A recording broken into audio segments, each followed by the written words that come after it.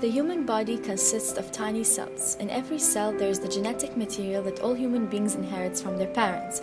Every one of these cells has a nucleus consisting of about 100,000 genes.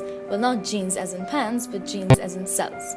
Every single gene is responsible for the synthesis of certain protein, and this way it determines one characteristic of the body. The genes aren't lying around individually in the nucleus, but are lined up like beads on a necklace on strings called chromosomes. Each human cell has 46 chromosomes, which makes up 23 pairs of chromosomes.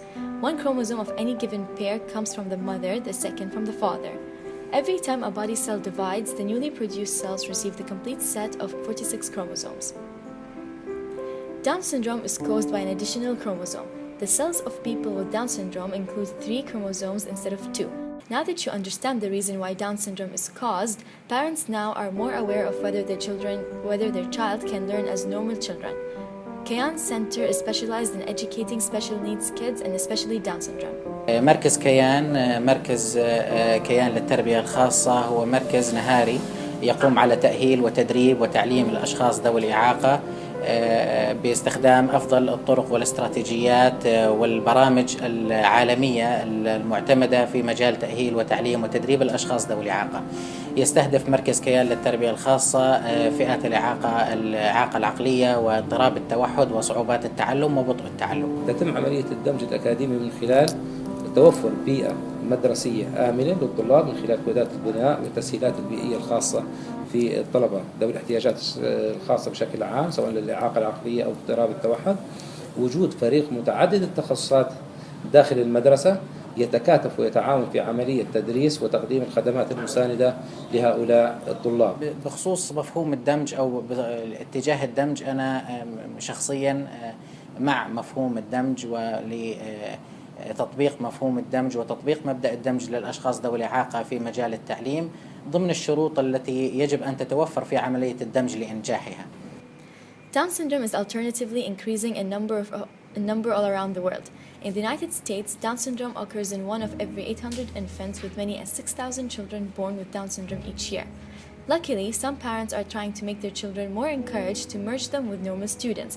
So let's see, what do normal students think about them? Are they with or against it? Actually, I'm with the Down syndromes because joining normal people with Down syndromes people make the Down syndromes people able to take some good features from the normal people and see how do they act. And but most probably we need to put special instructors so they can know their needs and know how to treat them well.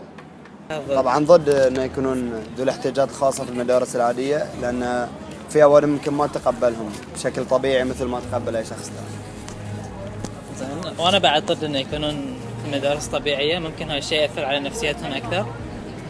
بس إذا كانوا ذوي إعاقات ثانية لا أتوقع من الممكن أن يكونون معاهم شيء طبيعي. حتى في التحصيل التعليمي ممكن يتأخر، يعني لأن استوعابهم مو مثل الإنسان الطبيعي بيكون ممكن يتأخر في ذي الشيء. I'm against the fact that they have to be with us in university. I think that they should be set in a school alone since they need special treatment and care. Yeah, me too. Yeah, I'm with. Why?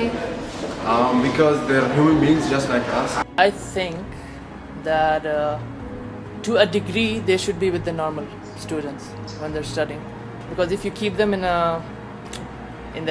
their own space, like if you have a special institution where only Mongolians are present, they won't develop much and their growth rate is already low. So why not, if not keeping them with the normal kids all the time, there should be some programs which allows them to interact with other students.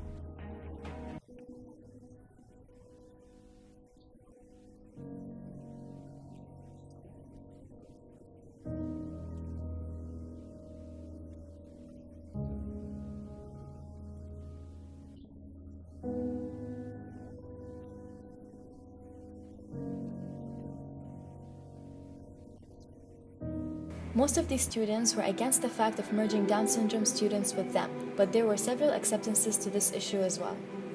However, this parent, who is a widower that raised his Down syndrome son in the right way, which also most parents should follow the same step. عندما بدأ شوي يمشي حدينا ويا اليهال ويلعب مع ذي في الفريق، يجي شوي يمشي يجيني هني المكتب وخليه يجيبونه أهده ويا الهنود هني، يروح يخربط وياهم ويفسخ أشغالهم، اقعد يا حسين ويضحكون وياه، وهو بعد شوي حبوب وخفيف دم يشوفونه حركاته لين كبر. وأنا هدي أنا أقول خلي يتعلم معاهم وينفتح، لأن إذا خليته في البيت كبست عليه فبيصير يخجل، ما بيتكلم، بينحكر وبيتعقد وذي. لكن خليه ينطلق، وهذلين بيحبونه ما حد بيضره.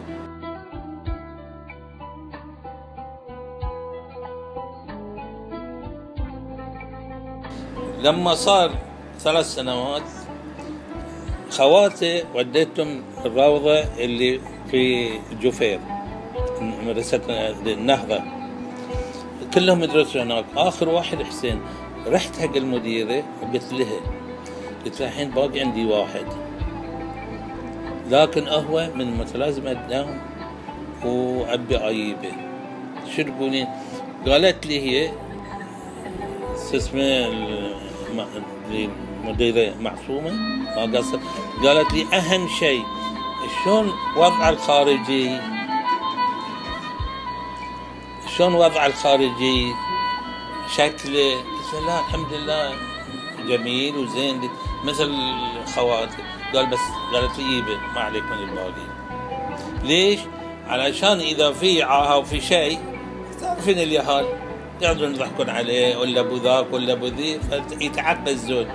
لكن ما دام وضعه اوكي، قلت له هذه قالت جيبه. وديته، من وديته بروحه حب يدخل ويا اليهال. هدنا انا ويا المديرات هدنا، راح قعد في صف من الصفوف، واليهال التموا حوالين الطلاب مستانسين به وهو مستانس بهم. قالت لي بس خلاص اكو بروحه، سجل روحه بروحه، دخل روحه بالمدرسة ما يحتاج. وسجلنا مدرسة عادية، فهو انسجم وياهم. So Hussein is the son. He will talk about his daily life as a teacher who teaches Down syndrome students and how he is satisfied with his life.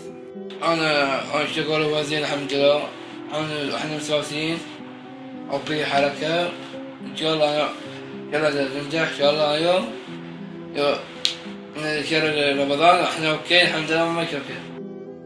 عندي 5 سوري مصر وهم بالجمعية مشى على وايد. يعني السورة أنا يوم السورة تحت أنا فوق يوم أنا عشان درس يوم أنا بس أنا بعدين 5 دقايق رياض أكتب، بعدين خلص عشان نوم. أنا أبي عشان أنا بحرك. ليش أنا سأسوي عشان واقع حسين تعب ولا عشان براتب بس حسين أنا معلم زين شغلته سيارة بحرك يوم 3 يوم أولي عشرة أبعي وثمانية سيرتجع ويا ريالي وأوكيهم بشرة بيكم يا تجب ما ببيش كثير ماشي لا إلا عند عباس كله ما مو عليه. عندي صورة، عندي ثوب، عندي أخضر، عندي عبيات كله بألوان. كان عليه عباس بنات بيجي عباس أنا برتاح عند تجمعنا رياضي كله واحد أبعي يوم من غازية وما كله جمع كيرانا ما كيرانا ما يشوكل. احنا الامس المباراة 4-0. انا اخوي انا اخوي احب برشلونة 1-0. انا وياه او وياه انا وعلي نتيجة الضرب واجانا بدنا انا صبروا. ايوه احنا بازار اخي واحد بازار واحد شوية وتنت ولك وسموت عشان عصر ودي أي مسيفة كهري كيف يوم سيساعدني هو عجينا يو عجيب برتاح. The number of people diagnosed with Down syndrome in Bahrain are up to 700 cases. 30 children born annually with Down syndrome. Gulf News stated that the number of students with special needs in public schools reached 1,383 students last year. Well, as us, they shouldn't feel like they are isolated because the only difference between us and them is the one extra chromosome.